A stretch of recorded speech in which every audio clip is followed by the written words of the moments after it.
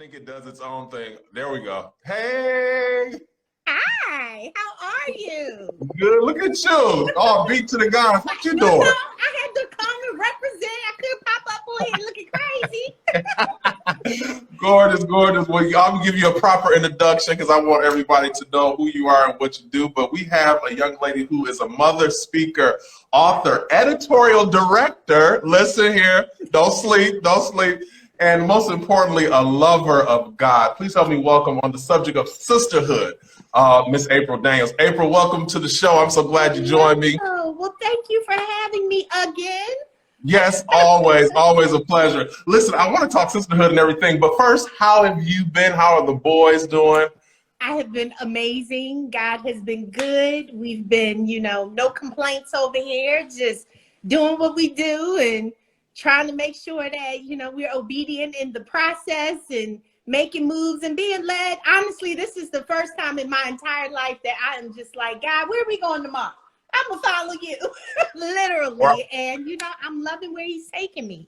So much, so many different new things on the horizon. And honestly, it's really been a peaceful journey. It really has. Yes. And not Yes, to say amazing. it wasn't peaceful before, but you'd be surprised when you really release and let go and surrender and allow God to be who he's supposed to be in your life 100%, not just a little bit or halfway or 90%, but like 100%. I'm just like, Lord, now I had plans, you rearranged them, so now it's me and you. I'm rocking out with you. Listen, you rearrange them, so listen, we leaning on you. What you gonna do today? Yeah. That's all we gotta do. That's how we gotta do. When we talking sisterhood, so let's get into the subject of sisterhood. I want to start with you, and if you can remember your first account with sisterhood, the first relationship that you remember that evolved from just maybe a friend or somebody that you knew, and you really said one day, like, "Wow, that's my sister." Who was that person, and how did that relationship evolve? Wow. I really want to say my first sisterhood was, I would say, with my real sister. We were 9 years apart. So I had friends, but the true meaning of what sisterhood meant to me, because as I was growing up, I was just a little pesky sister. It wasn't a sisterhood. We were so far in age. And by time, I did catch up to where I was mature enough to have conversations that, could hold some weight, and we have that type of dialogue that, stretches you, encourages you, and redirects your footing.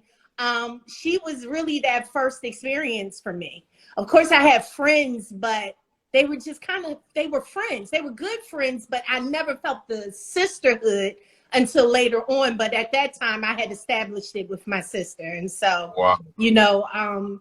She was everything to me. She still is everything to me. Ironically, we're not in the best space right now, but, I'm trusting God for that. But in our journey, just watching her and how she maneuvered in life, like when she got her job and when she moved out and when she got married, those were all things that made me feel like, I can deposit and trust this relationship enough. And not just because it's my blood sister, because there's some blood relationships you can't trust like that, but just seeing how she maneuvered in them so gracefully, it encouraged me to want to be like her, or in some magnitude follow her footsteps and come close to it. So, she showed me a lot as a kid, and I don't think she even knew it because I was always watching her. Like, I idolized her. I was like, oh, my sister, she's the bomb. I'm like, I'm gonna be like her when I grow up. And just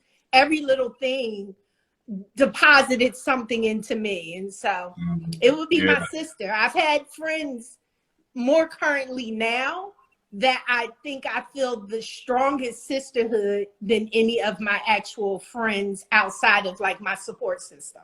I love women. What friendship, sisterhood, that way. I got you. But I love the presence of women. I love the connection. I love when we're willing to share and be transparent and just be real, authentically who we are. If we're flawed, if we're damaged, if we're hurt, if we're happy, if we're powerful, if we're finding our way. I love every aspect of that, because I feel like there's always something to be learned or taught from each moment that you're in. I don't think you have to have it all together for me to learn something from you. I feel that you can learn something, and probably the most, in the journey of the unknown, the uncertainty, the hurt, the disappointment, the pain. So I've always loved being around women and having those type of friendships. But you know, when you find a friend in me, we friends for life. Unless you cross me, then that's a whole nother conversation. You want to That's a invite whole me nother back for that conversation. conversation. That's another show. We go. but I love that you said transparency when it comes to sisterhood, because I think, especially in this culture, sometimes women, they may feel like they have to mask, or they have to put on a front, especially in front of other women, because those are the ones that they tend to throw darts. How do you approach this relationship? And you can share from your experience of just what you've learned when you're used to being beat up by other women. How do you even come into a room with other women and be transparent? A whole lot of Jesus. You know, one of the things that I think is really easy for women is when you have those horrible experiences, you immediately want to be like, that's it, I'm out. I don't do women. I can't get along. We don't get along. It don't work. And I feel like, you know, that's just the trick of the enemy. Yeah, there are experiences that we might, you know, endure that's like, yeah, that was rough. But I've never allowed it to define what sisterhood or friendships with other women should look like. Yeah, I got scarred. Yeah, that one bruised me. But I'm going to keep going, because I want to believe there's still other women like myself that want meaningful relationships. And so, you know, I've been in the position where, you know, my discernment is very on point. Thank you, Jesus.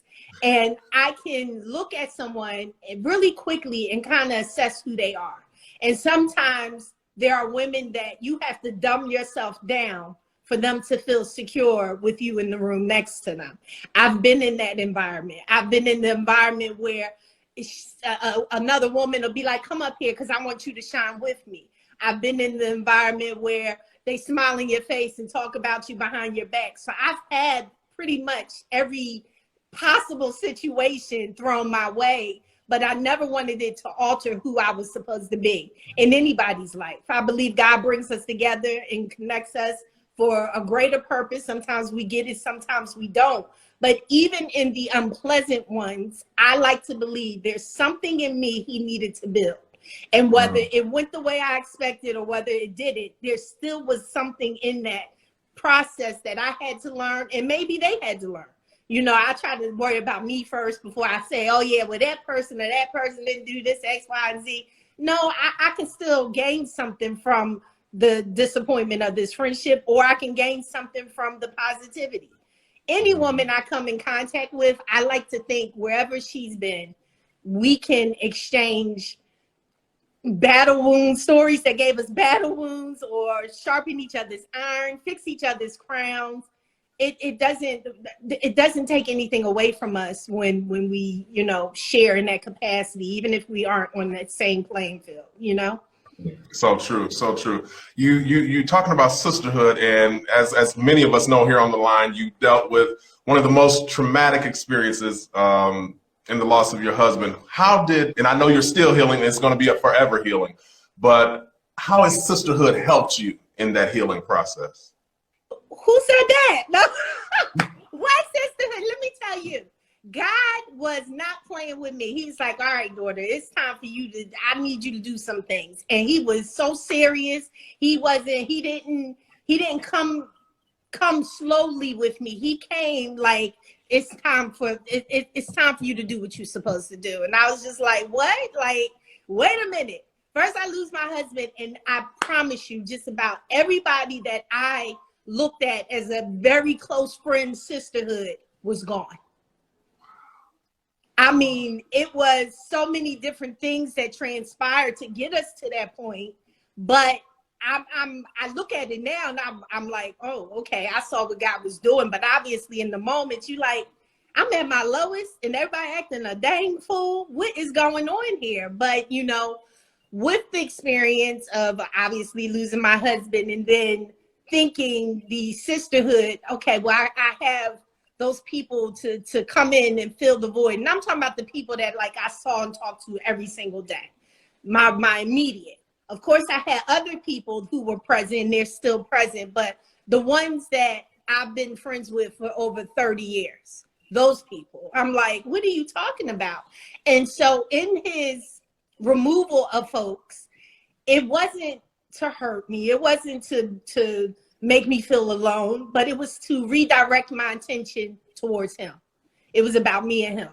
It was, listen, folks were there trying to help, but when I lost those people that I least expected to lose, I had to really lock down and say, okay, let me take my eyes off of what's happening around me with the individuals that this is the time y'all supposed to show up and be like, we got you, girl, it's all right. But you over there talking about me, this one over here having round table discussions about me, this one over here talking about I didn't lay my husband to rest the right way. It was just crazy. And so with all of that was going on, I had to really lock in with him and have tunnel vision, because if I hadn't, that would have been a distraction from where he was taking me.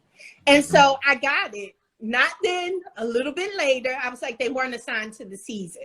And I'm okay with that. And even in the disappointment, it still taught me some things about myself. So I was like, okay, it didn't go out as planned, but it wasn't a complete loss either, you know? Wow. And so just being okay with the shift, whatever that means. I think we put a lot on people and relationships, and some of them we should, but you know, I look at things now as everything is seasonal. Obviously, when you go into it, you want it to last for however long, forever, till we all check up out of there. But that's not the reality of a lot of things. And so being able to have a posture that's like, Lord, you know my heart, you know my prayers. We talk often, but whichever way you take me, whoever's supposed to be there, whoever's supposed to be assigned, whoever's supposed to lift my arms up when I can, whoever's supposed to deposit positivity into me and encourage this journey, you know who they are better than me. And I might look at somebody and feel naturally that they're supposed to be a part of that journey, but he has the final say. So true. Wow. You have to realize that relationships sometimes are for a season. That is so important. I'm repeating that because I want our listeners to catch that, because like you said, you have this expectations of some relationships when you go through certain seasons. Absolutely. And when it doesn't happen the way you think it should, now you're looking at, oh, what happened? This was a bad friend, or this relationship was built on nothing, when that's not it. It's God trying to redirect, like you said, your focus. So important. Yeah. So important. Let's just talk a couple of have you evers as it pertains to sisterhood. Have you ever had a sister relationship and the sister is trying to bring their friend into the circle and something about her spirit just ain't right? If so, how did you handle that situation? Well, I'm going to keep it all the way 100 with you. Before I was saved, that's Vera. She probably would have been like, and I recall being like, I don't know about her, because I've always, you know, us Taurus folks, we want to speak our mind, you know, everybody can't handle a Taurus, but honesty always wins. I would definitely speak up and alert my friend if I didn't feel something was right about somebody else. But I've never been that mean girl, like you can't come sit with us, no new friends, none of that. But in this day and time, I have learned to be slow to speak, because sometimes we pin or peg things completely wrong. Yes, we have discernment, but I don't think somebody should walk in the room and maybe because you just don't feel like the warm and fuzzy you should feel when you meet them, that's just something you shouldn't even associate with. So I tried to use more grace. However, sometimes my discernment is like, excuse me, Grace.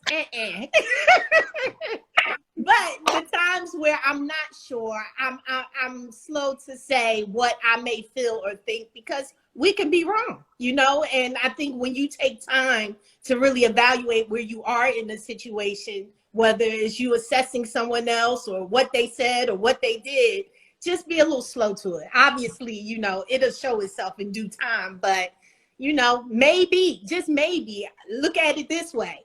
that person may not be whatever you think they are. And they may be everything that you do think they are, but maybe they have an assignment for that person that's bringing them in. You don't want to get in the way of what God's doing, because no matter who I like or don't like for whatever reason, I can't control nothing. This is up to God. Listen, either I'm going to have to walk through this fire to get through this lesson, and I'm going to try to pass it with the first try, because God knows I don't want to go back through this, or it's going to turn out to be something that was like, wow, I didn't know that experience was going to be what it was, and I'm glad that I trusted God before my own judgment about what I thought it was going to be. Yeah. Another have you ever, and this is one that we've heard before, and I know there are mixed emotions about it, but you have a sister friend who's in an abusive relationship, be it physical, financial, verbal, whatever, but she wants to pretend like everything is okay. How do you handle that? If you've been in that situation, how have you handled it, and what would be your advice? I would have to be honest. Abuse is abuse. We're not getting ready to sugarcoat that. I'm not getting ready to stand by and watch you go through something if I know in my heart it's completely wrong and goes against what you should be experiencing in a relationship. So I definitely would tell him. I know I had a friend, a really good friend, and she was involved with this crazy guy. And I mean, he was stalker crazy, like cuckoo. And he was just treating her wrong, and I saw it, and he was so disrespectful, and he wouldn't care who saw it. And I went back and told her, like, girl, let me tell you what I seen. She went back and said, April told me. I was like, that's against code. You don't do that. A week later, he came to my job. I used to work at a hair salon when I was a teenager. I had to open up the shop. And he was parked outside, and I saw him, and he kind of had an aggressive reputation. And I was like, God, please, Lord Jesus. So I remember getting in there, locking the door, and waiting for the other stylist to come. And he called me and was like, you think you told her to leave me alone? You didn't stop anything. And he was just really crazy. And I'm like, how? You know he crazy better than I know he crazy. Why would you give up? Who told you? So from that experience, I do try to make sure I come from a position where, okay, make sure how I'm saying it and what I'm saying, if it's repeated, I'm okay with that, because some people just don't know how to maneuver in certain situations, but you definitely should tell. I can't, what would that make me if I'm watching my friend go through a certain relationship that's abusive and I'm not saying anything to her? Mm-hmm. You mentioned girl leave, but one thing's for certain, she's not gonna walk away and say nobody told her. That's right. Now, you mentioned girl code. Now, is that the same position you take if the woman is married, it's her husband? Do you take a different approach in that respect? Well, you say no, girl, he crazy. Now I have not been in that situation, but if I was, I think I would still feel the same way. What makes it a little bit different is because that's someone else's union, and it's a lot more on the line to be coming and telling, girl, I saw whatever. Now, broke up a family, possibly. If they have kids, they're affected. And so, I definitely would tell her, but the stakes are a little higher. So, of course, I would have to use the best judgment, pray about it, see how the Lord directs me. I definitely, I don't want, with the girlfriend and the boyfriend situation, I don't know if I would wait for God to tell me whether I should or shouldn't. I probably would just do it before I really consult him to see what he's going to say to me. But with the husband and wife thing, I wouldn't want it to be. And maybe, look, some of these marriages, that's okay. Listen, have the problem. They don't have the problem. That's how they love. It's crazy, but some people, that's how they love. They fight. Right. So you never know. But speaking of marriages, do marriages sometimes change sisterhood relationships? Maybe if you get married and then now you and the girlfriend are cool, but the husband, now you're trying to bring these husbands into the circle. Yeah, how does that kind of work? It's when you have that dynamic of a friendship and they're married and you're married, or if you're not, I think it's amazing when you can find that relationship that still works even though, you know, it was established prior to. Like, it's like a perfect, it fits like a glove. Because obviously in marriage, you need those types of friendships that people are going to be, you know, honest with you when you may not be honest with yourself, and hold you accountable in certain situations. Obviously, with our whole cool couple situation, that's what it was really about. You know, being around people who love God, but who was also willing to be honest about, you know, when they see you slipping or when they need you to keep them accountable for when they're slipping. And so I'm all for the friendships that mesh well with couple, or, you know, sometimes when it's the couple and you're not a couple, it can go one way or the other, because sometimes men aren't confident. You know, they're a little insecure, especially if they know two women beautiful going out together might get the looks that they don't necessarily want. Then you have a scenario where I've seen a couple and she'll have a friend, the wife have a friend, and the husband knows the girl ain't right. So he just don't want her around her at all for obvious reasons. But I've seen beautiful friendships where, you know, you're still able to have your friendship with your friend who's married and the spouse be completely comfortable with who you are to his wife. So, you know, I just think it's to each his own, but it works. It can definitely work. You just can't have no when it does, right. And when it does work, it's a beautiful situation. Right. It really is. But I would say don't force it. And I guess you being married, so because sometimes couples can try to force their friends on their mate. Yeah. You know, because you really like them, you want him to like them or her to like them. Right. You know. And when you know your mate, you know what's gonna fly. Like, this my man, but I can't bring him home to my wife. She gonna be like, no, he got to go, or vice versa, you know. So just use wisdom. That's right. Well, let's talk about your Girlfriend's Corner tour. You have an amazing event coming up. Tell us about it. How did Girlfriend's Corner come about? So, as you mentioned, I am the editorial director of Mind Blowing Magazine, which is a faith-based publication. And we are having so much fun over there. So much so that I was doing a column before I became the editorial director, called The Girlfriend's Corner.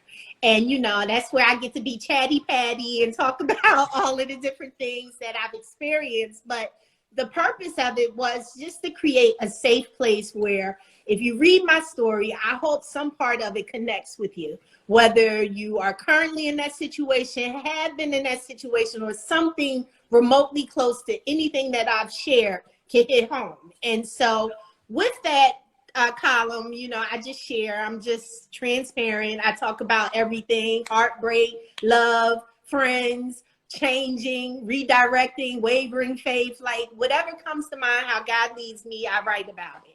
And so in speaking with the editor-in-chief, Stacy, she was like, you know, I really would like to do an event for Mind Blowing Magazine. And I was like, okay, let's think about what can we do? And then it just kind of birthed from there. Why not take the Girlfriend's Corner and make it a tour and talk about the things that I write about, but go city to city. And the theme is faith in the city.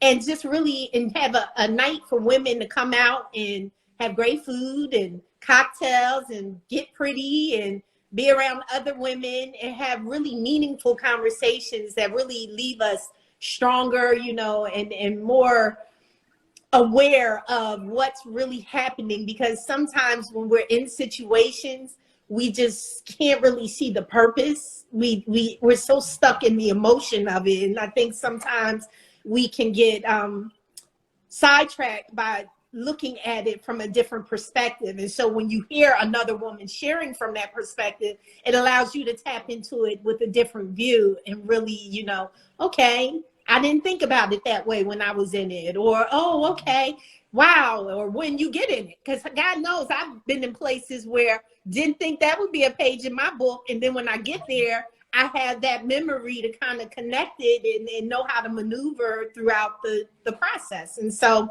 doing the Girlfriend's Corner tour, we are doing our first date, which is Charlotte this Sunday. And I know my city better stand up. Now, I'm not born and raised Charlotte, but I've embraced Charlotte like it's my very own. So I want to make sure I see everybody in Charlotte there. So that's right. Y'all give us some hearts for Charlotte. Yes, this is for the ladies only. The men are not invited. Um, but it's a wonderful day for them to find something else to do while the women come together and do what we do well. So yeah, we just want women to leave with their crowns a little bit more straighter and their iron a little bit more sharpened, and just really enjoy, you know, the whole premise of the evening. Obviously, it's not just myself, or it wouldn't be called the Girlfriends Corner Tour. We also have our creative cover director, Robin V.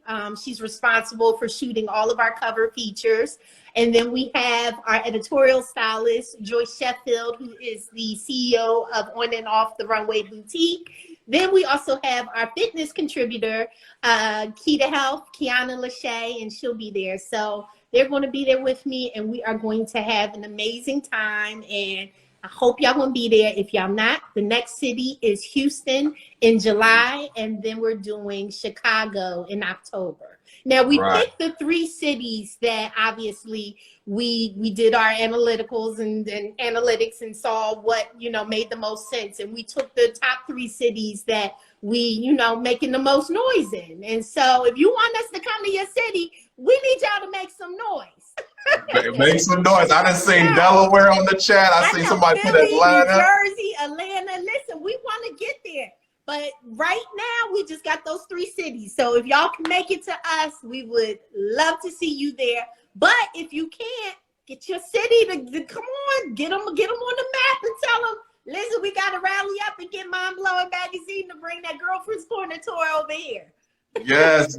So we got this Sunday, March 27th at 6 p.m. Charlotte, North Carolina. Then in July we have Houston, you said? Yes. Yeah. And then the last city is? We closing it out in Chi-Town. Stacy is from Chicago, so we're taking it home for her, and we're going to close it out there. Well, awesome. You guys get on and get involved in this Girlfriend's Corner Tour. And if you haven't seen your city on the list, email, say something, do something, shout it out. We want you here. Rally up. Well, April, I appreciate you. Go ahead. You want to say something? Yes, I wanted to share, if there's anybody that's interested in attending this Sunday, you can go to mindblowingmagazine.com, or you can go on Instagram to the MB Mag, and you can purchase tickets through the Eventbrite link in the bio. So yes. Girlfriend's Corner Tour. So as we prepare to get out of here, April, I appreciate you for joining me. I'm going to get a closing statement from you. Since this is Women's History Month, I'm going to start a statement, and I want you to finish it. Okay. To me, a history maker is someone who is fearlessly being used by God to achieve His purpose in your life. Someone who is fearlessly being used by God to achieve His purpose in your life. A history maker. Well, April, you are truly a woman who is making history, and I appreciate you always. Ladies and gentlemen, please go out and check the Girlfriend's Corner Tour out. Get involved. Check out the link in April's bio. Go to the Girlfriend's Corner Tour website and get involved in that event. April, thank you so much for joining me. I always appreciate you. Oh, thank you. It's a pleasure. Likewise. Yes. Until we meet again. Yes. Oh, how's the book coming? Is we gonna get a book soon? Yes. Last time we talked.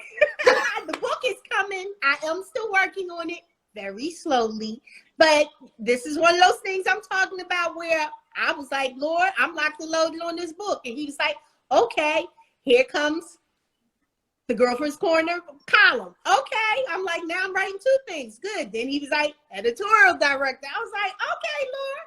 And now He has some other things that He's working into my schedule. So make sure y'all follow me on social media.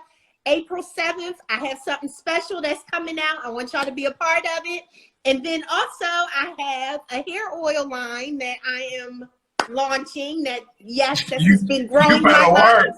Yes, so I've been busy. Your girl been busy over here. I don't make too much noise in these streets, but when I do, you gonna know. All right, God said it's time. So all right, make sure y'all look out for me. Always. All right, April. I'm gonna holler at you later. Thank you so much. Thank you. I'll talk to you later. Bye, everybody. All right, see you. Bye-bye.